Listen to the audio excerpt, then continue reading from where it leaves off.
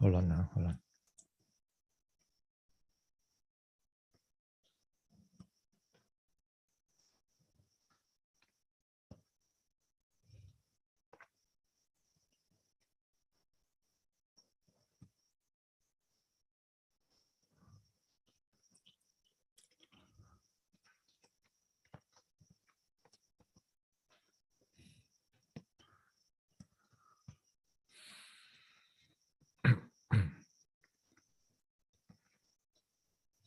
Okay, let us start.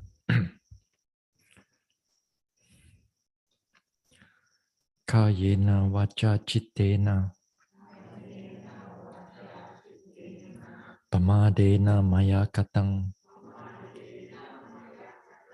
achayang kamame bante buri panya tathagata kayena vacha chittena pamadena maya katang achayang kamame dhamma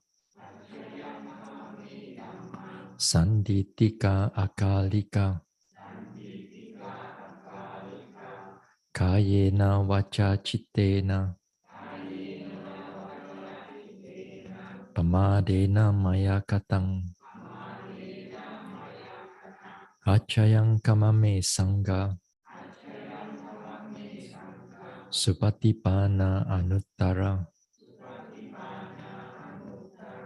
sadhu. Namo tassa bhagavato arahato samma sambuddhassa.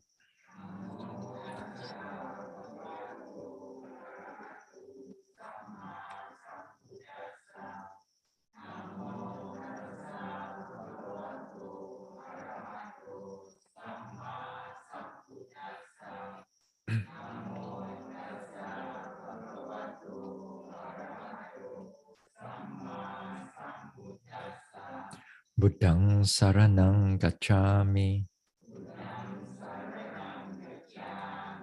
Dhammang saranang gacchami. Sanghang saranang gacchami.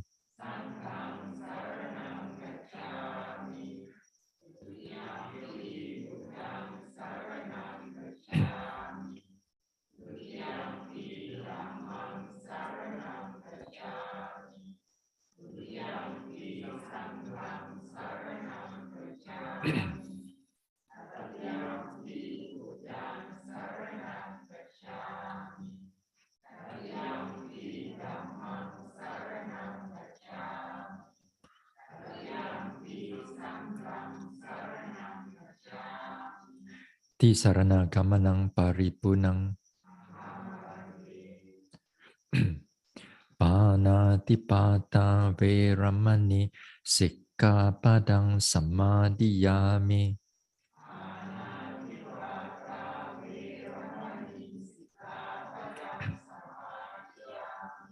Adina dana veramani sikkhapadang samadhiyami.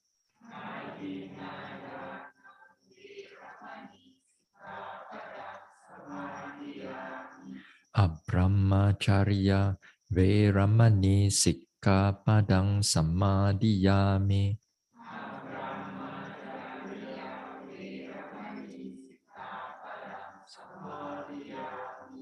Musavada veramani sikkhapadang samadhiyami.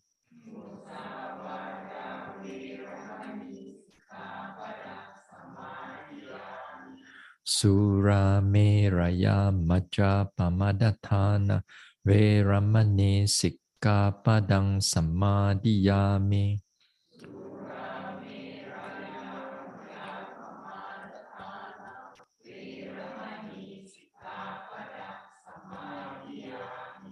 Vikala bhojana veramani sikkhapadang samadhiyami.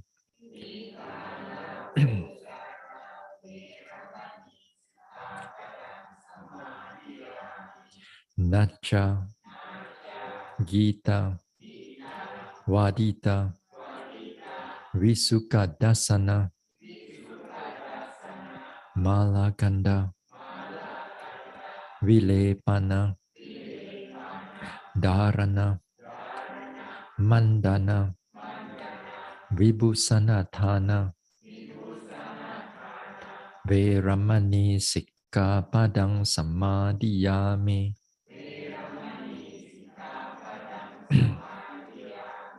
Uchasayana, Mahasayana, Veramani Sikkapadang Samadhiyami.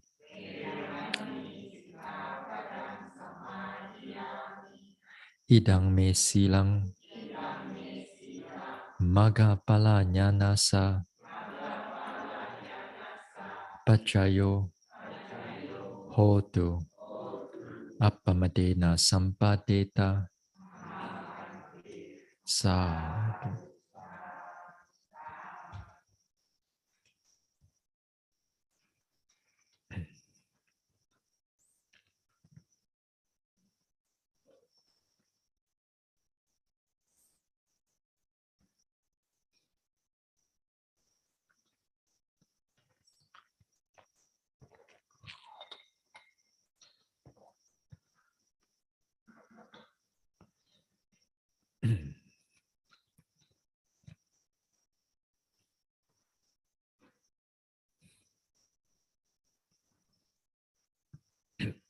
Right.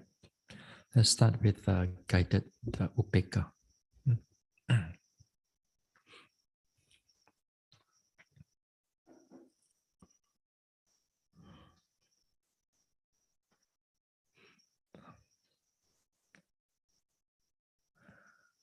And we sit here and relax the body.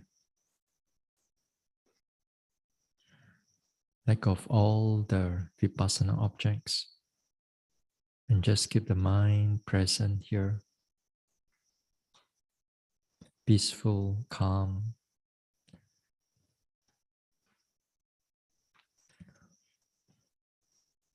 Let the body relax from top of the head,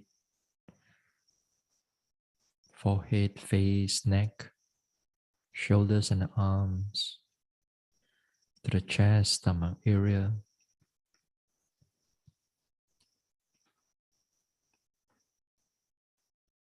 to the back and spine, to the hips, buttocks, to the down to the thighs, knees, calves, ankles, soles, toes.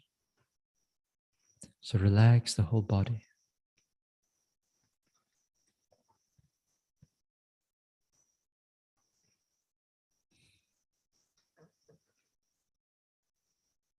I am the owner of my own karma. I am the owner of my own karma.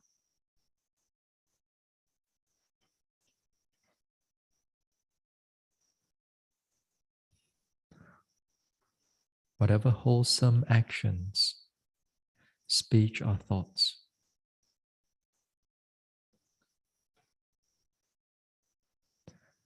they will produce happiness in the present or in the future.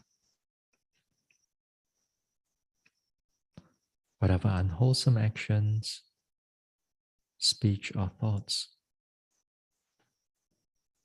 then they will produce unhappy resultant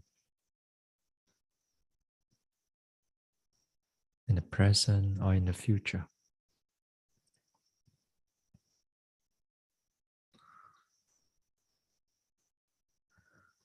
I'm subjected to the law of karma.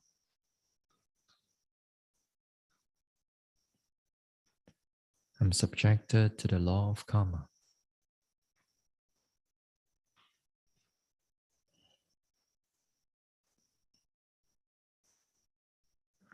I'm subjected to the cycle of samsara.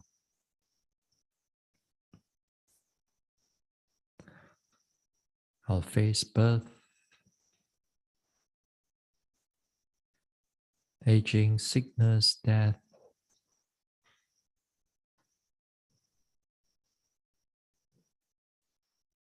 May I able to accept them? Able to accept them with equanimity,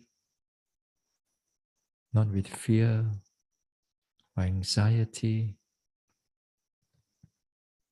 but with a balanced state of mind that comes with understanding.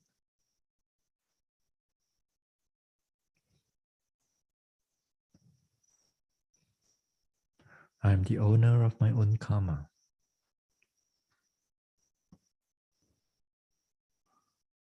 When I die, the only thing I can bring is all the actions, deeds, speech, all the karma I've done towards the next life.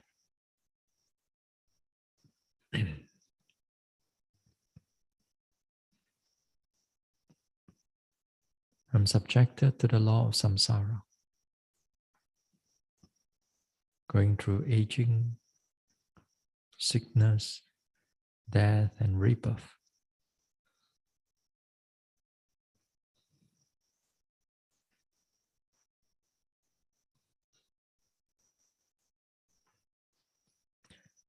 I accept the law of karma, the law of birth and rebirth, with equanimity, with a balance of mind, without fear, without anger, without attachment, but with understanding and wisdom.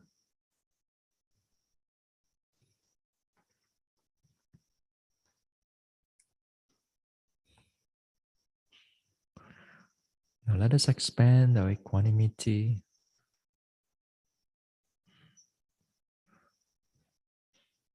reaching out to all the beings here.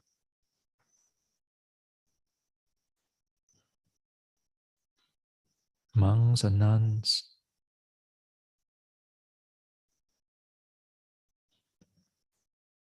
fellow yogis, the helpers, volunteers, workers,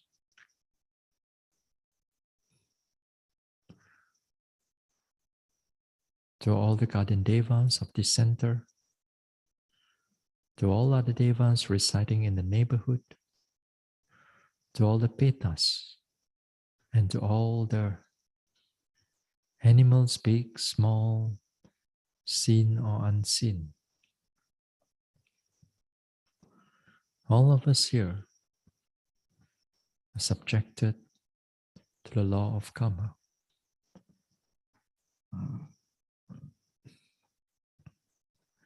We are the owners of our own karma. Whatever intentional actions, whatever wholesome intentional action we do, they will produce happy resultant in the present or in the future. Whatever unwholesome action, speech, or thoughts, then they will produce unhappy resultant in the present or in the future.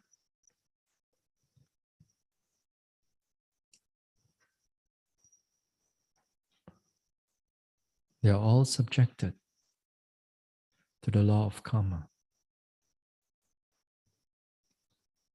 They are also subjected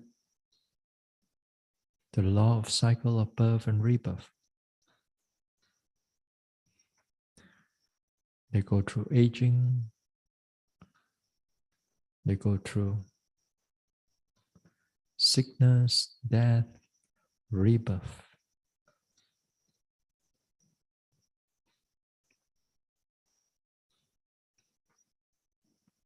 So all of us here are subjected to the law of karma, to the law of samsara. We are able to accept all this with wisdom and understanding, without fear, without anxiety, but with a balanced state of mind that comes with wisdom.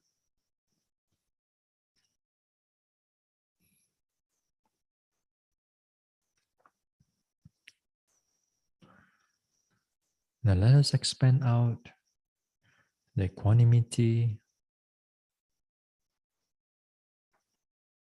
to all the beings, reaching out to all the beings in this country,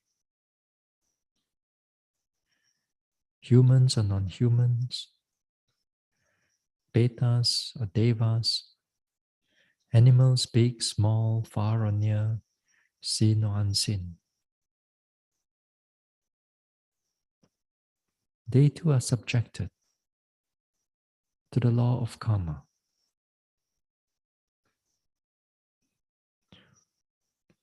Whatever wholesome action they have done, then it will produce happy resultant in the present or in the future. Whatever unwholesome action, speech, or thoughts, then it will produce unhappy resultant in the present or in the future. So all beings in this country are subjected to the law of karma.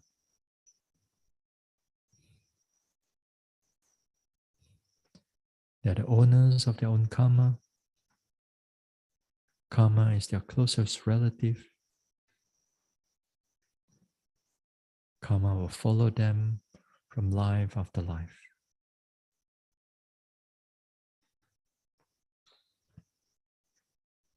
Beings here are subjected to the law of samsara, to the aging, sickness, death, rebirth.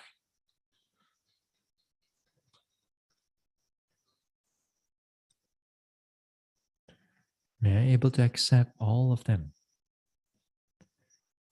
with understanding,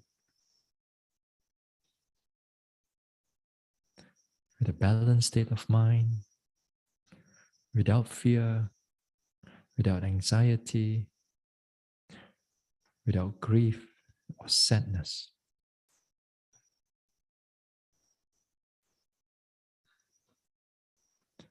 Let the mind able to stay in balance with understanding and with wisdom.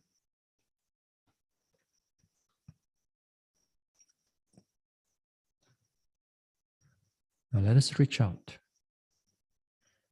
Let us reach out to all beings in this world without exception, whether they are our loved ones near or far away, whether they are those people whom we do not know wherever they are, or those whom we dislike or those who dislike us. Reaching out to all beings, to all the devas, to all the guardian devas of the Buddha Sasana, to all other devas residing in this world, to all the betas, to all the animals, big, small, far or near, seen or unseen. Now all beings in this world, they are the owners of their own karma. Karma is the closest relative.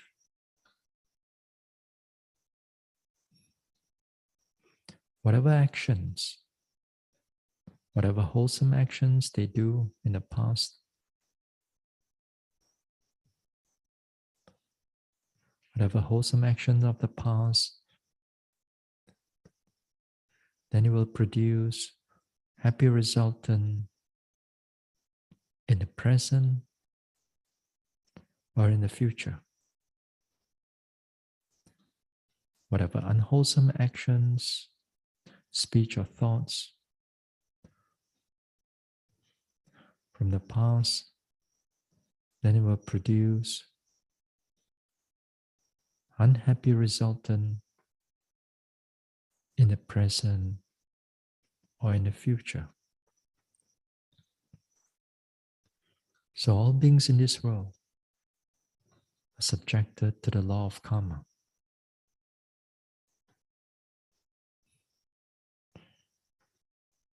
They too are subjected to the law of samsara,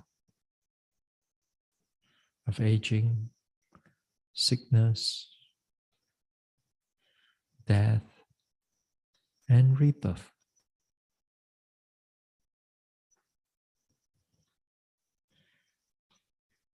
All beings in this world also subjected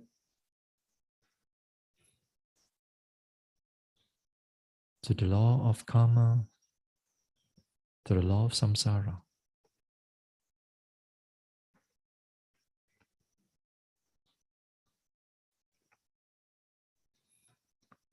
May all beings able to live in peace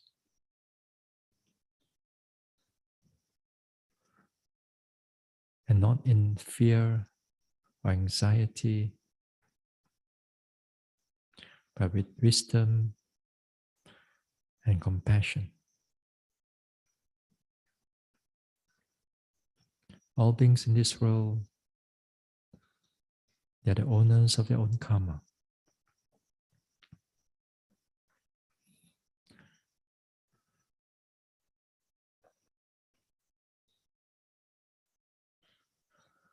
Now let us expand. Let us expand the equanimity to all beings, without exception, without condition, without boundary. Whether they are in this universe or other universes, from the highest planes of existence down to the lowest planes of existence, and all the world systems.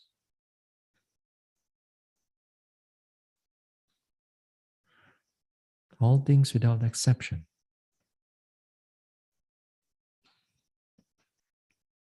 They too are subjected to the law of karma. Whatever intentional,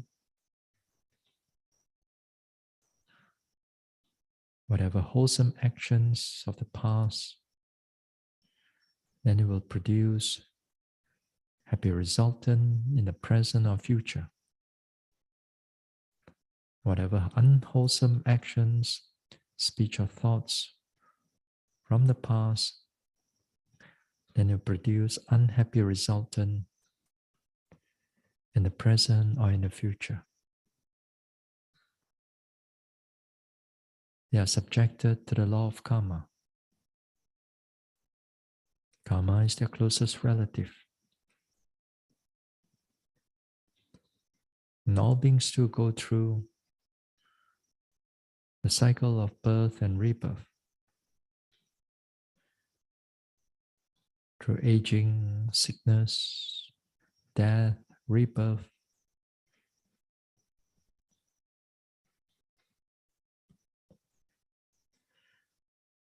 All beings are subjected to the law of karma,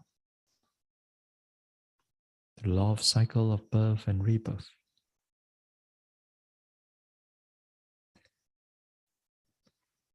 May I able to accept the true nature of life with a balanced state of mind, with equanimity, with wisdom and understanding. May I accept the truth without fear, without anxiety, without sadness or grief, but with understanding, with wisdom, with equanimity.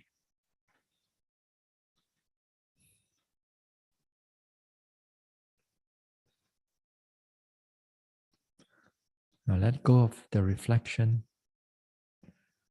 Let go of the reflection. We bring the mind back again to the body. Feel the sensation of the body. Feel the rise and fall of the abdomen. Then we can slowly open our eyes.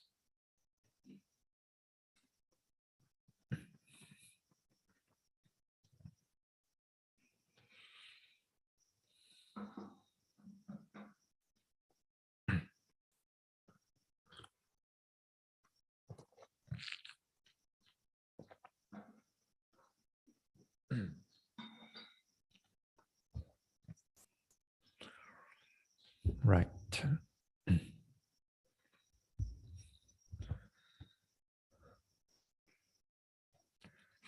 So,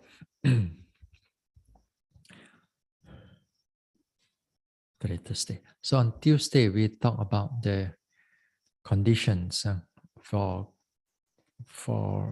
concentration to arise.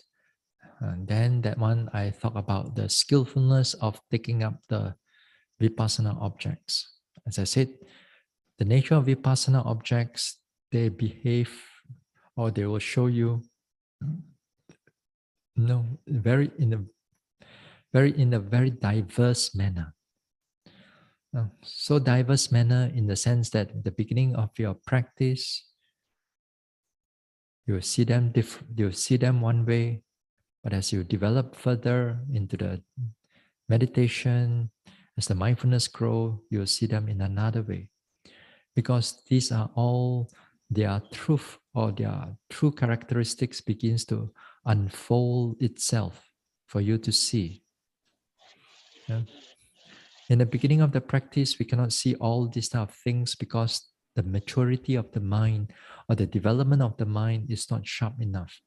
So the truth will not be unfold or unveil itself to you. The more that you practice, the more that you try again and again. As the mindfulness become more concentrated, the mindfulness become more penetrative, then all these objects begin to slowly unfold itself further. All the characteristics begin to unfold itself further for you to see. And many of these characteristics you will not see it in the past, but a lot of times it will be a first time for you to notice.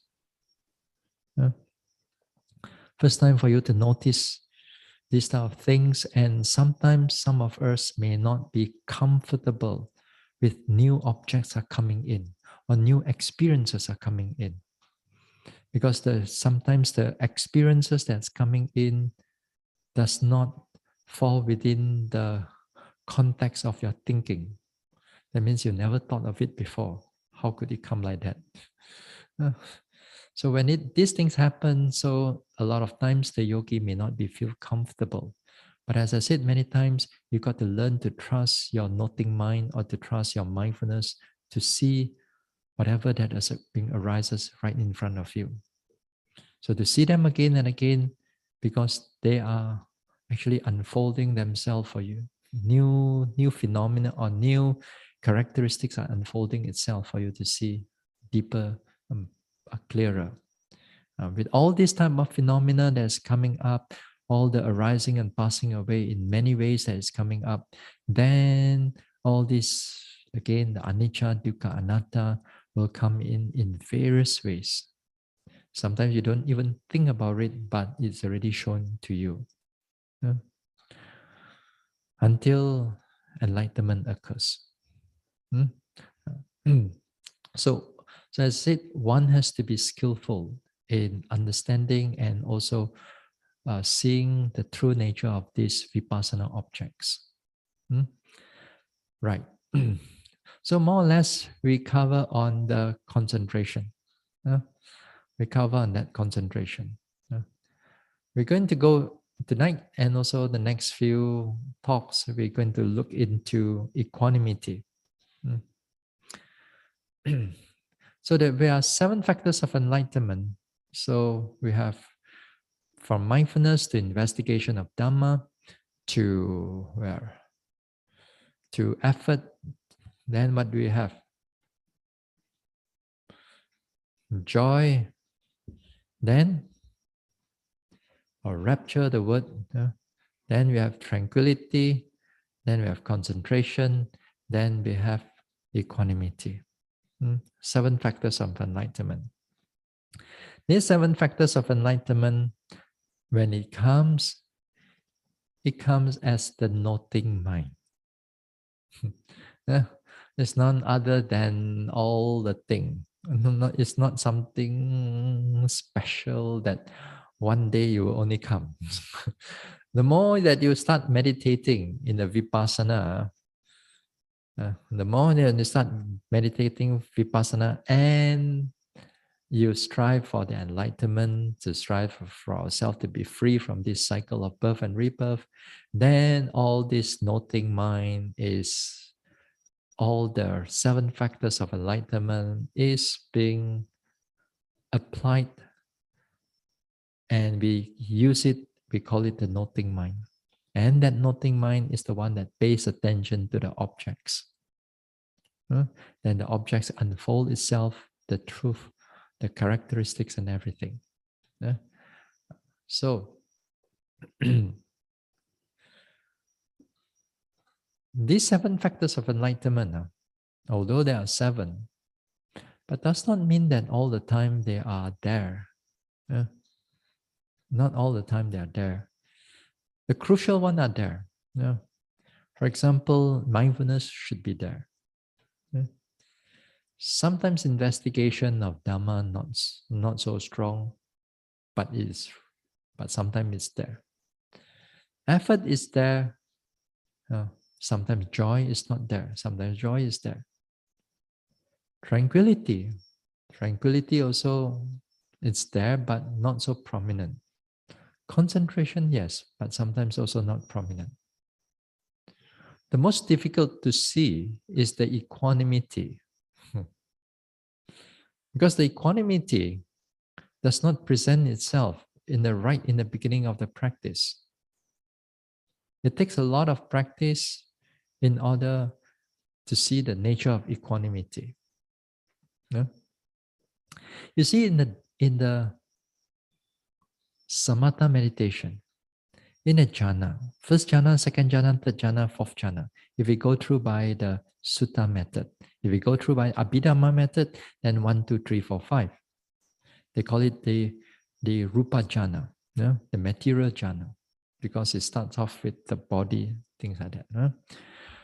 Now, first jhana, you don't see equanimity yet. Second jhana, you also don't see. Third jhana, you also don't see. Only when it comes to the 4th jhana, then only you see the equanimity much more clearer. Much more clearer. Although in the third jhana, it already comes with some degree of equanimity, but the happiness, pleasant mental feelings are much more stronger. They are more on top of the equanimity. But when it comes to the 4th jhana, then the equanimity will become at the top. Then this pleasant feelings all disappear. It's only concentration, they call it concentration, and equanimity is there at the 4th jhana. So, you see, even in the jhana stage, equanimity is not prominent in the beginning part of the jhana also. So it's until the 4th jhana, then equanimity becomes clear. So too, when that samatha yogi practices like 5th jhana, 6th jhana, 7th jhana, 8th jhana, this is called the arupa jhanas. Now, the arupa jhanas, although they take up slightly different object, mental object, but this time the factor is equanimity and concentration. All the pleasant feeling, piti, sukha, and all that thing, no more already. Yeah? So the higher the higher that you go, everything comes into equanimity, balance, concentration, like that. No more hoo-ha. Some people thought that the deeper you go jhana, the more song, in a way, But the deeper that you go, all these type of feelings no more. They all in a state of equanimity. So too, when we go into vipassana, also the same thing. In the beginning of vipassana itself, you don't see much of this um, equanimity. But equanimity is already doing its job, but it's at the background. It's at the background. And many times I said that the equanimity comes in, it helps to balance the state of mind. It's already doing its job. But more or less, a lot of times, what we see is the sometimes the mindfulness become clear, or the investigation of the Dhamma is clear. Sometimes the effort is clear. Sometimes tranquility become more clearer. But equanimity, hardly, until we reach up to what we call Sankara Upeka Jnana, equanimity of formations. That equanimity of formations, that time, equanimity becomes a prominent aspect of the practice of the mind. As the word itself, equanimity about formation. That means sankara. Sankara here, formation. What type of formation? Bodily formation, mental formation. The word formation is just another word for mental process or bodily process. Other words, the object that you are noting right now, here and there and everything. When the mind is alert. So that time, the equanimity becomes very, very clear and very prominent. Other words, that time the mind is very steady and very balanced. Nothing kacau it. Nothing. And then that time, with that, when the maturity of that equanimity of formation, then the maturity brings about the enlightenment. So the door of, you're knocking on the door of Nibbana, is equanimity, not song. Not happy, pleasant going in. Oh, so happy to be in Nibbana. Like that you talk like that, and we know that you are not there already. You're somewhere, somewhere except Nibbana. So coming with Nibbana, the development of the realization of Nibbana, before the realization is all about equanimity. So do you see the development of samatha and the development of vipassana, they are parallel. One, it comes into jhana in the sense that it's a its development, its quality, all this like vitaka, vichara is slowly being eliminated until like equanimity. So too, in the vipassana also, not to say they are eliminated, but the more and more things like equanimity at the end becomes much more prominent, so much more prominent. So there's a parallel in the development of samatha and vipassana. Yeah? Now, so what is equanimity then? What is this upeka? Upeka, it can come in as just in not necessary to be connected with enlightenment factor. That means, for example, if you practice samatha meditation, and then let's say you reach until the fourth jhana, you also have upeka, right? So But if you don't use that upeka for enlightenment and just for jhana only, just for the, perhaps some people would just want to reborn in the Brahma realm. Yeah, they want to get out of samsara, just want to reborn Brahma realm. So that is upeka, although it's very strong, but it's not factor of enlightenment. Because he's not using it for enlightenment. Okay? It's not using it for enlightenment. So the factor of enlightenment is that it has to be used for enlightenment, it has to be applied so that enlightenment is the final product.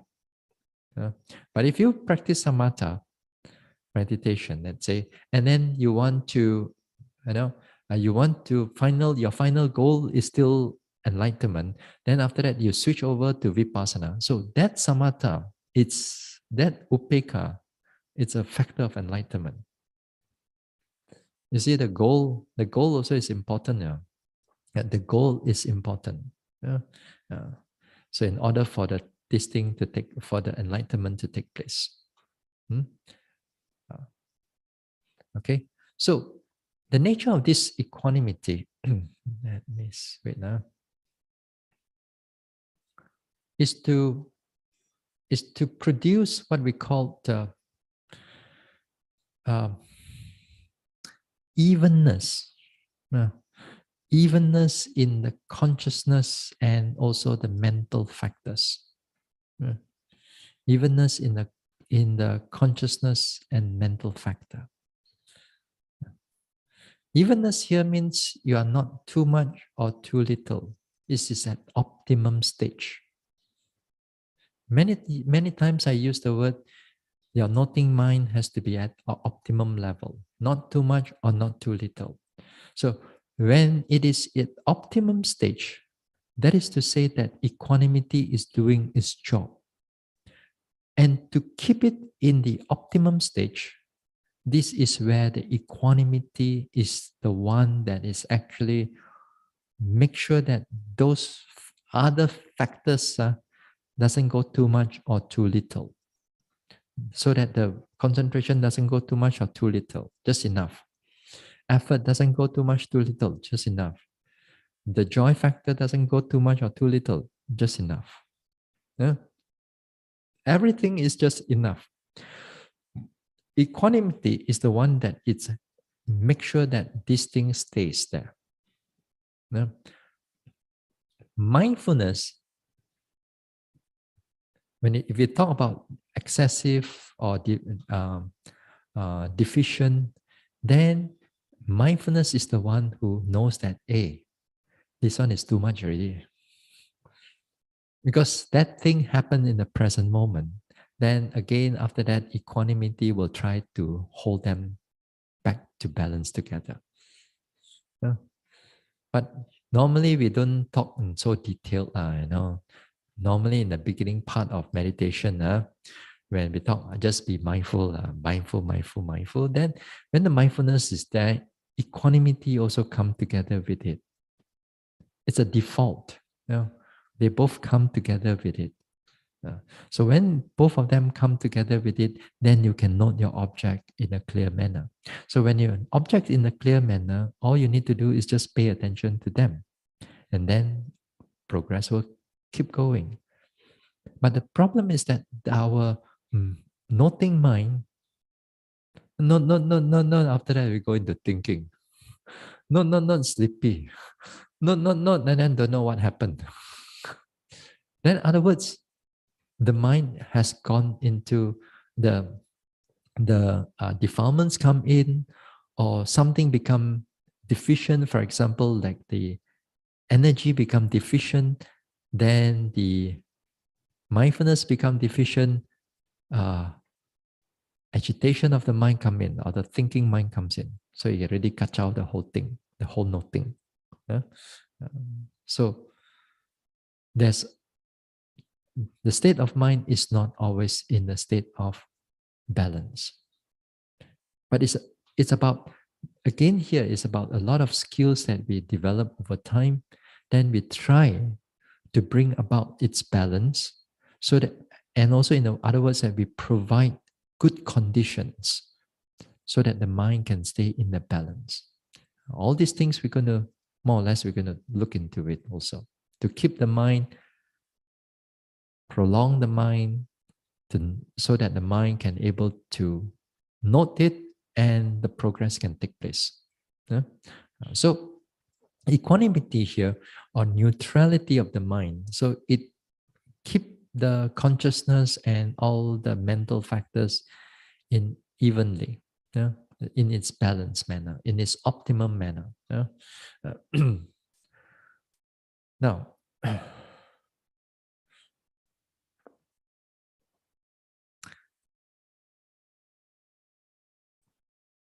this type of state of mind, as I said, sometimes it is not that easy to be noticed. They are there, they are already there, but they are not so prominent in our practice. Yeah? It's not so prominent in our practice, and we don't have to worry about that. And we don't have to worry about that. As long as your noting mind still boleh jalan, still can able to note, then fine. You don't have to worry whether, hey, equanimity enough or not. You don't have to ask. As long as you can able to note your object, then it is perfect. Then it's fine. Yeah. But the thing is that we also want at some times during in the practice that when the mind goes into too much or too little, or it goes into agitation, or it go into attachments, delight, and so on, then again here we want to bring the mind back into the middle. Yeah, that is important, because if a lot of times, certain times when you meditate, for example, if the mind is not in a state of balance or noting, some delight coming in on it. Let's say you're meditating, then some small little thoughts are not big yet, but it's a kind of a very delightful thought coming in. Then you forget, then you fall into the delight. So happy. Then like that, all the story come already. And then you start pulling one after another. That means your mind has gone out of the evenness of the noting already. So you get delight into it.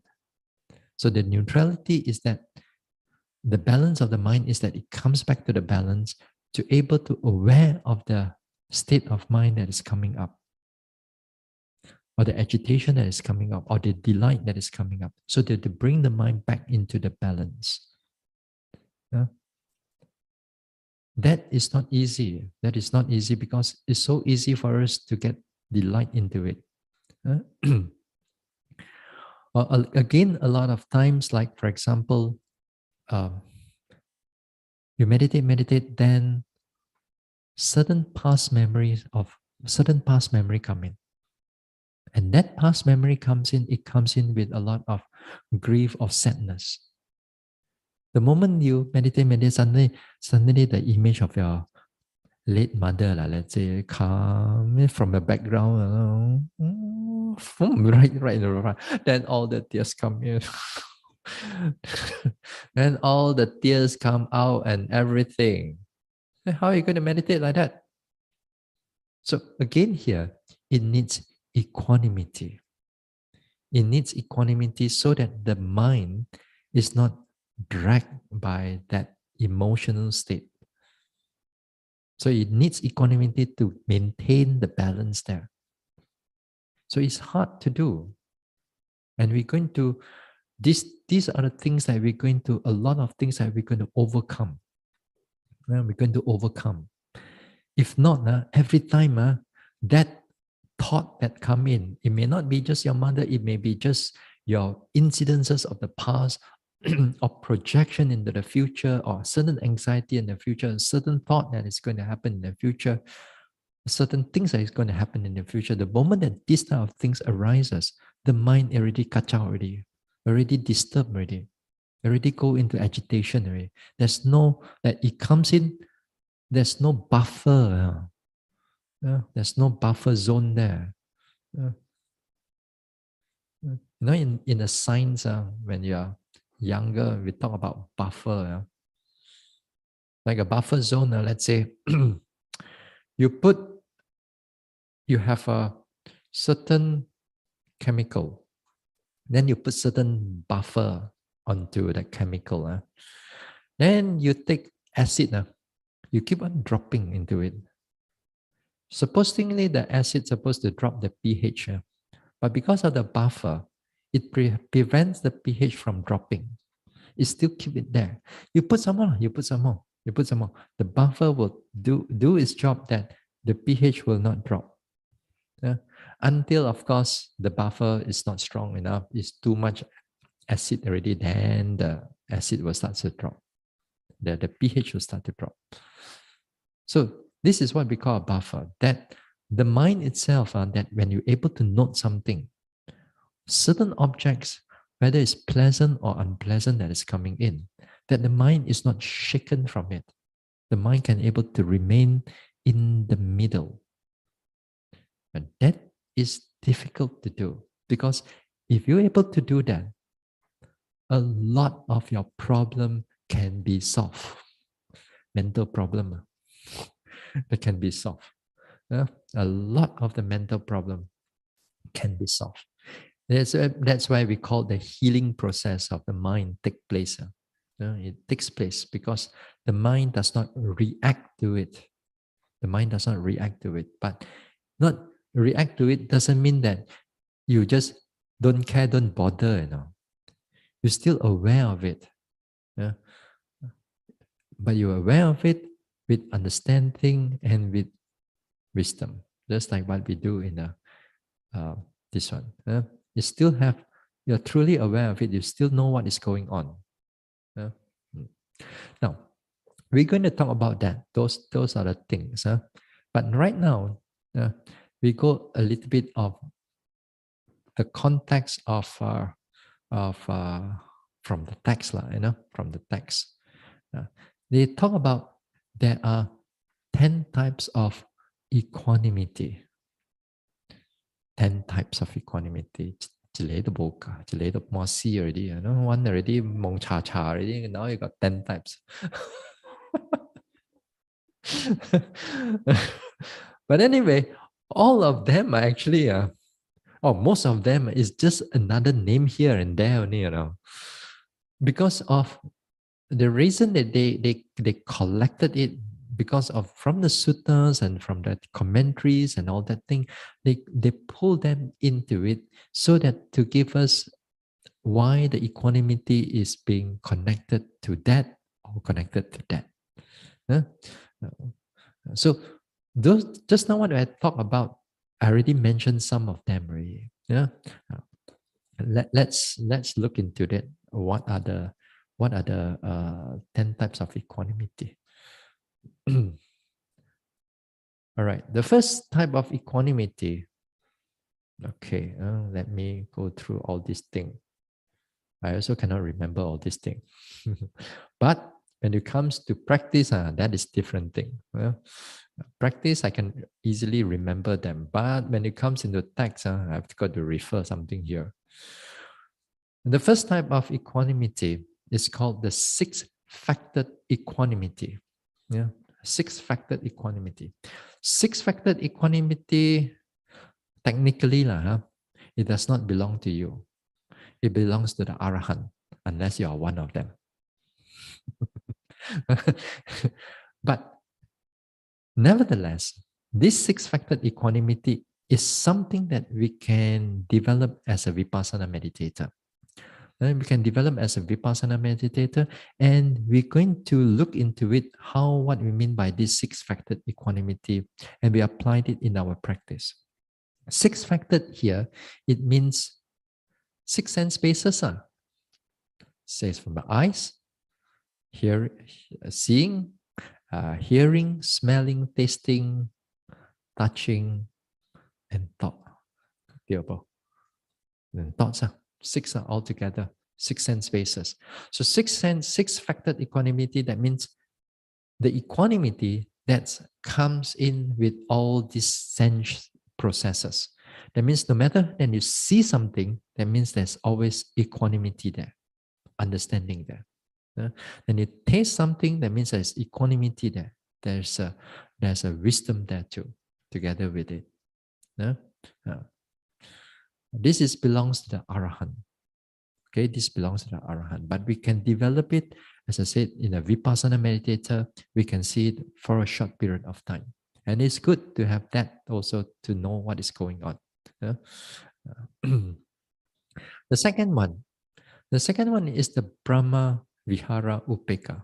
That's what we are doing currently in the guided meditation. We are doing the Upeka. Here the Upeka, equanimity as part of the divine abiding. This equanimity here, again here, is to bring about the balance of mind. We use the law of karma. We use the understanding of law of karma because the equanimity has to come with understanding. If that neutrality of the mind, let's say the mind is in the middle, but does not come with wisdom or understanding, right understanding, then this is not equanimity. It is just indifference, gong gong. You don't care, don't bother. For example, let's say you are in a house and your children is already starving, hungry. You don't bother, don't care. Equanimity. That is not equanimity. That is that is you are totally indifferent. Right? That indifferent. It looks like equanimity. That one is called the near enemy of upeka. Near enemy. It looks like it's like a twin brother, but it's the evil twin brother. The equanimity here is always a wholesome mental state because it comes with understanding or wisdom, whether it's a reflective wisdom or whether it's a penetrative of wisdom or whether it's come with whether samatha wisdom or vipassana wisdom. With certain right understanding. So it has to come with that. So this equanimity as a divine abiding here, again here we reflect on this type of law of karma, of samsara.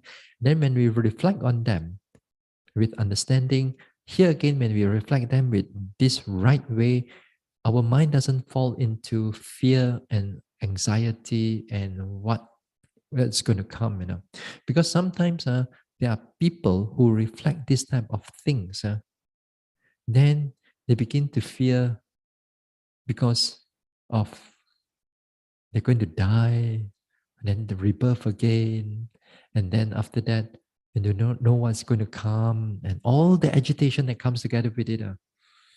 And that means the mind does not come with. They have right knowledge, but then the mind is not in a state of balance. Yeah, some people like that. Some people like that. So here, when we talk about all these type of things, we reflect on karma and so on. We reflect it with the right state of mind, so that the mind comes with wisdom, balance. Then it's neither is happy nor unhappy, whether it's sad or and grief and so on. But in the middle. So that is in the way of Brahma Vihara Upeka. Now, Brahma Vihara Upeka, actually what we do, technically speaking, is not correct, technically speaking, because Brahma Vihara, supposedly, you have to do like metta, mudita, metta, karuna, mudita. Then you're supposed to reach until the you see, metta can bring you up to first jhana, second jhana, third jhana. In the Sutanta, this one, you cannot reach the fourth jhana, which is the upeka, and this one, because metta, if you upeka, okay, how metta? If if you keep on you cannot. Metta needs a bit of joy that comes together with it. So it cannot reach to the fourth jhana. So in order to reach the fourth jhana, you have to drop off that thing, drop off the metta, and then after that, from there, you switch over to upeka, then only you reach the fourth jhana. Therefore, upeka doesn't have first, second, third one. Yeah, it doesn't have, we only have fourth only in the sense that it has to build up from the other three in order to reach the upeka, so that the upeka here reach the fourth jhana. You see? A bit technical now. So what we do is that, I said, technically not so correct lah, but it's still applicable because it's still a form of good reflection, a wholesome reflection. It keeps the mind calm. It keeps the mind calm. It keeps the mind doesn't go into thinking, depression or anxiety and so on, but it keeps that in the middle. So in a way, we are still doing it in a way wholesomely lah. Technically may not be right now, but still wholesome. Right? So usually guided, usually is people guided meditation is the first one, second one, third one. The fourth one, usually we still reflect, but the correct way is, the proper way is, as a jhana, as I said just now, after the third jhana, then the fourth jhana, we use upeka. And that one is Brahma Vihara. We don't go fall into that too much. What is important here is that this upeka, part of upeka is that it is not, the near enemy is not indifference. We don't fall into that. We don't fall into that. At least we can able to recognize what is upeka and what is indifference, what is don't care, don't bother. That type of attitude, tidak apa attitude. Don't care, don't bother attitude. The far enemy of a upeka is where agitation. Agitation is two parts here. You see, upeka is right at the middle. Agitation means that that you go into a lot of thinking for one thing. You go into restlessness and all that thing. Then it goes into like too calm, nothing there at all. That's also what do you call that? Extreme. All right. Another type of extreme is that you are happy, very happy, and then after that, very sad. Very sad. That's how we live our life. There's no middle one in our life. For most people to live our life in this world is about seeking happiness, or don't have happiness, then we get sad. There's no middle one. So the upeka is something that's difficult for us to develop. For example, somebody died. You go to the funeral, let's say your parents died or somebody close to you died. Then if you don't cry, all your relatives look at you as something wrong with you. 不好, But the thing is that you understand this is the nature of death and everything, Perhaps you have developed the Dhamma well and good, so you don't really shed any tears coming at all, But other people bosong kalu, they don't like you because you are like that now. Everybody shed so much tears. You mean you don't love her, man? Don't love him, man? Again, upeka is not something that the worldly people praise. It's something worldly people praise to be happy, whether you're enjoying the six-factored enjoyment. The six factor, you want to enjoy every part of the tasting, seeing, smelling, and everything.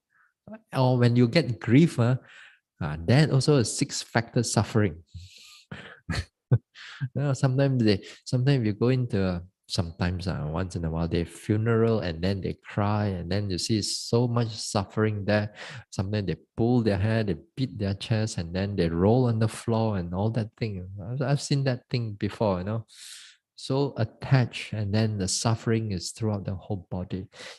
When you're suffering and so on, you eat also, they give you the best food also, not much taste anymore. Suffering. Yeah. They give you your best choice of your your bed and best bed, you cannot sleep.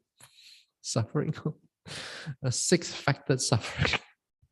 Six-factored enjoyment. That's how the world is. So again here, when it comes into vipassana, we bring that into the middle. We bring it in the center, but when it comes to the center, we come to the middle. It does not mean it comes with no wisdom, nothing there. It comes with full, clear understanding. Yeah? So this is Brahma Vihara Upeka. Then the next one, the third one. The third one is called Bojjhanga Upeka. Equanimity as an enlightenment factor. That's what we are doing here. Then we have the fourth one, Virya Upeka. Viryu Upeka. This Virya and Upeka, again here, equanimity of effort, equanimity of energy. Here, the equanimity of energy is quite simple to understand, but difficult to do. In the sense that the effort is not too much and not too little. And it comes into, again, is a state of balance. That one, that one we talk about it somewhere when we talk about effort as a factor of enlightenment, how to bring the mind when it's imbalanced, then we bring the mind back to balance due to the nature of the effort. So here mentioning of equanimity of energy, the fourth one. The fifth one, Sankara Upeka, equanimity about formations. That is included in the insight. We talk about that just now a little bit, Sankara Upeka. Then the next one, 1, 2, 3, 4, 5, 6. The sixth one, Vedana Upeka. Vedana Upeka. Now, this Vedana Upeka, or the one word is called Vedanu Upeka. Now, this Vedana and Upeka, although it's being used in the context in the suttas, but this is not Upeka as what we are going to talk about. We use the word Upeka. Now, the word Upeka here, when it's connected to feelings, it is called the neither pleasant nor unpleasant feelings. Okay? Then you see that in the suttas, you see that in the like Satipatthana Sutta, you have pleasant feelings, unpleasant feelings, then neither pleasant nor unpleasant feeling. Okay? Asukha adukkha masuka, neither unpleasant nor pleasant feelings. Very long, you know. Then sometimes the sutta use the word upeka as a feeling. Yeah? So this one is not in the sense of upeka, but in the sense of a feeling.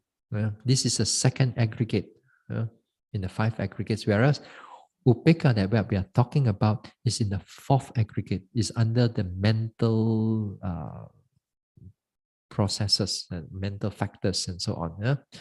Mental formation, sankhara. Okay, so they are different. But they are connected very closely. The one that is under like the Bojjhanga Upeka and the feelings Upeka or neutral feelings, these are very connected.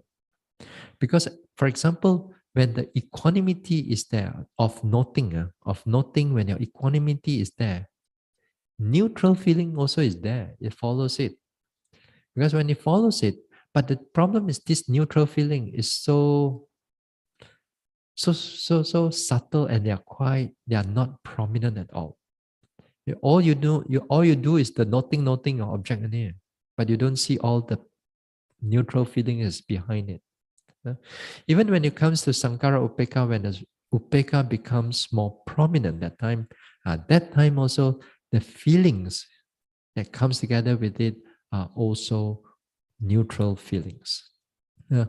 Upeka as a feeling. So very much connected, but there are 2 different things, 2 different phenomena, 2 different dhamma. Okay? Vedana Upeka. Then you have Vipassana upeka, equanimity about insight. That equanimity about insight, that means within the practice of Vipassana, then all the equanimity that comes together with it, it falls into it also. Now here, when we talk about these groupings of upeka, they are not like all separated, not connected, all like mixed here and there. It's just a matter of how you look at it from a different angle. Doesn't mean that they're all separated, they're all connected and so on. Then the next one, the eighth one, Tatra Majjata Upeka. Tatra Majjata Upeka, Tatra Majjatu Upeka, if it is one word.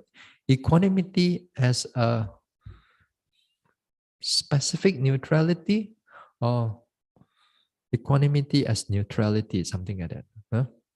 Here, if the word Tatra Majjata is that if you learn about Abhidhamma, then under the wholesome mental factors, then we have this Tatra Majjatata, neutrality. The word Tatra means either there or here. Majjata means middle. There is middleness or neutrality lah, in the Pali word. So Tatra Majjata Upeka. So equanimity as a specific neutrality. Then the ninth one, you have a Jhana Upeka or Jhanu Upeka, one word. Equanimity of Jhana. That also we talk about that.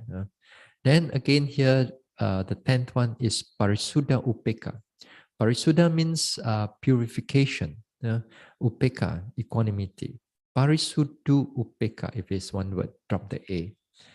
So, Parisuddha Upeka here, again, this is similar as the 9th one, Jhana Upeka. Because when you reach to the state of jhana, especially the 4th jhana, then the mind is really purified at that time. Really purified.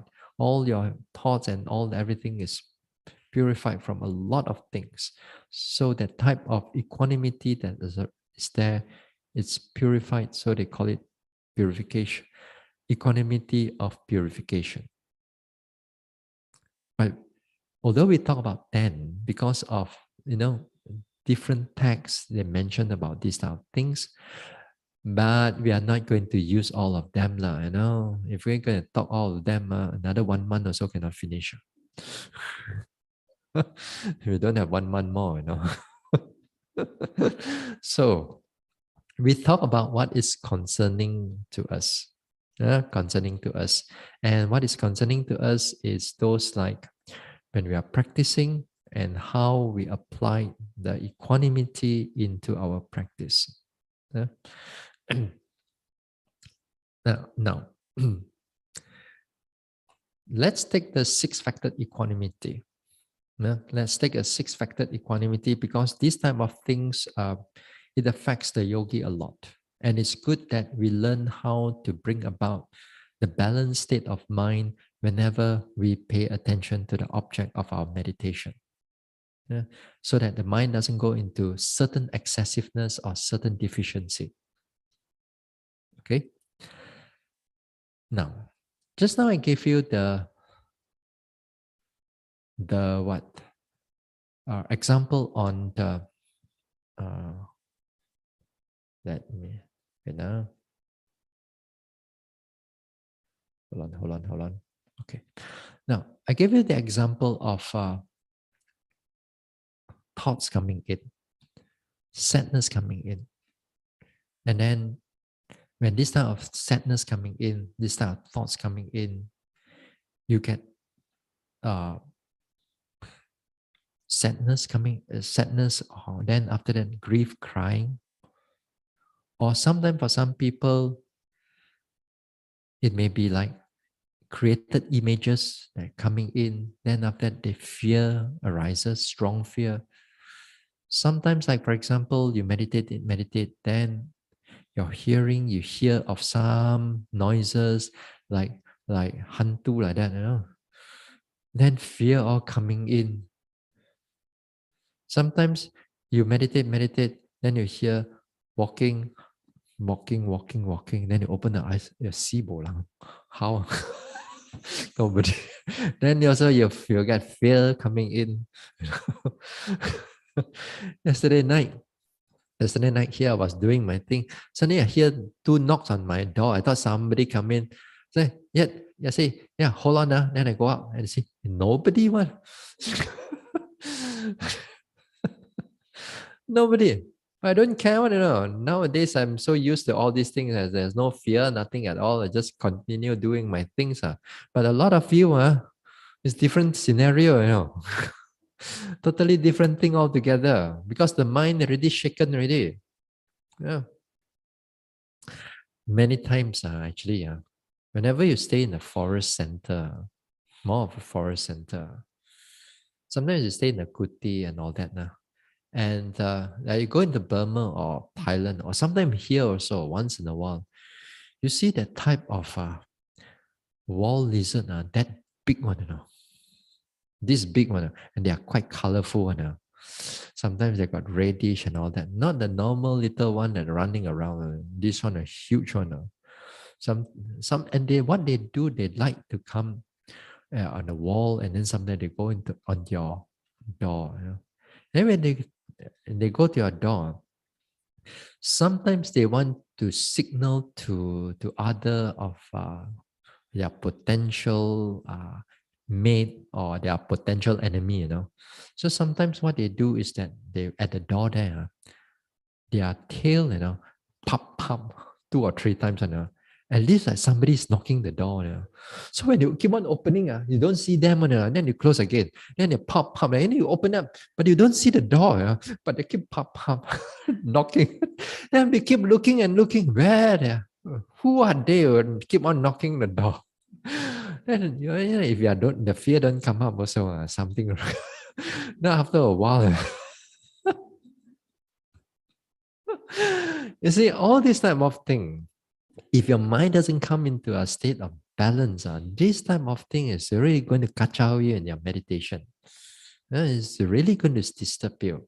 All the sound that is coming in and all the vision that is coming in, sometimes because maybe because of your meditation, you get up a little bit, your eyes become more sensitive, and then something passed through. Sometimes maybe something passed through by the corner of your eye. You look, see bolang, nobody. Then again you fear. Then inside the mind, it starts to create all kinds of things. Other words, your mind is out of balance already. Earlier on, you're noting, noting. Then somebody knocking on the door, you wake up and you get up from your seat and then you open, nobody, then you start fear, then you sit down again, then you another time, whole mind keep on shaking. How to meditate like that? So that's what I'm saying. It is not easy. This neutrality of mind, this balanced state of mind, it's not easy. You keep on running to these type of thoughts. And what else, like certain thoughts like reoccurring to you. For example, that there are certain bad incidents that happened in the past. Some bad incident that happened to you or certain situation happening in the past. And then every time you sit down there, you get so angry. Or you get so sad at that time. Your whole meditation in a way koyak, at that moment of time. Every time that thoughts come in, that certain specific type of thought, certain theme of that thought, the whole mind goes into, cannot meditate anymore. Yeah? So strong, this type of thoughts. Yeah? Or sometimes we meditate, and then we think of our loved ones, as going to die because they're getting older, they're going to die. But you're not looking at it from a perspective of wholesome state of mind, but you're looking at it from a perspective of a lot of anxiety is going to come up because future, these type of things that is going to happen and they will happen, and then the mind gets so agitated. Then every time you sit down, you meditate or you walk, your mind is totally agitated at all. You cannot meditate. So how? Like that. What are you going to do? So here, equanimity is So important. So important that, as I said, a lot of times we don't apply onto it. We don't keep the mind steady. We always like let the mind fluctuate between fear and then again after that happy. And again, if as I said, certain thoughts, if those type of suffering type of thoughts, you already fluctuate to there and so much problem. Fear arises, sadness arises, anger arises, irritation, annoyance arises. But then when we switch over to the other side, the more pleasant side, and that again, it shifts the mind again towards the happy ones. Then, for example, those thoughts that is happy to you. Perhaps that you are in the childhood there, your parents take you to somewhere else, and then while you meditate, you recreate the whole scenario all over again. Because rising, falling, boring already, ma. Sitting, touching, boring. Nothing else to see, same old thing. Then after that, the thoughts come up. The moment the thoughts come up, you fall into it. It's so pleasant inside there.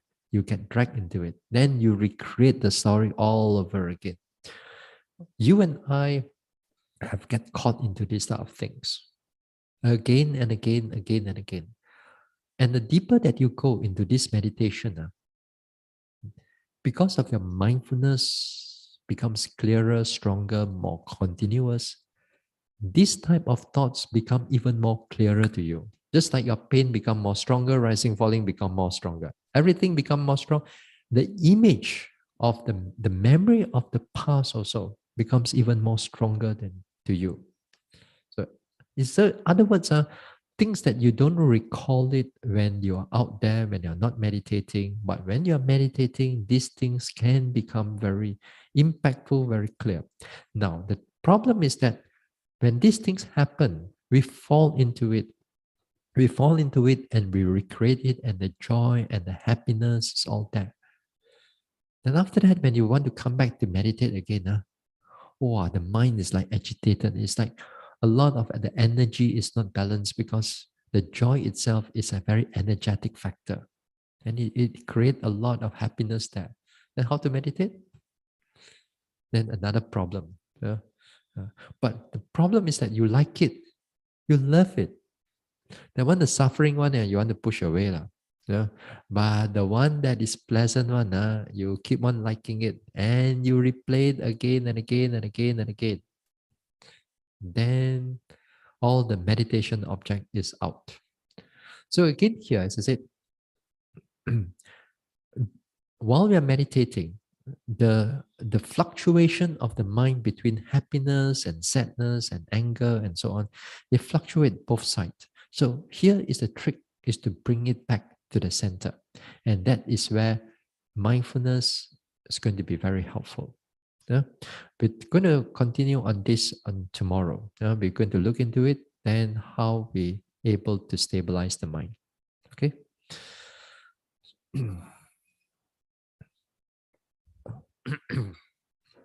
Share merits.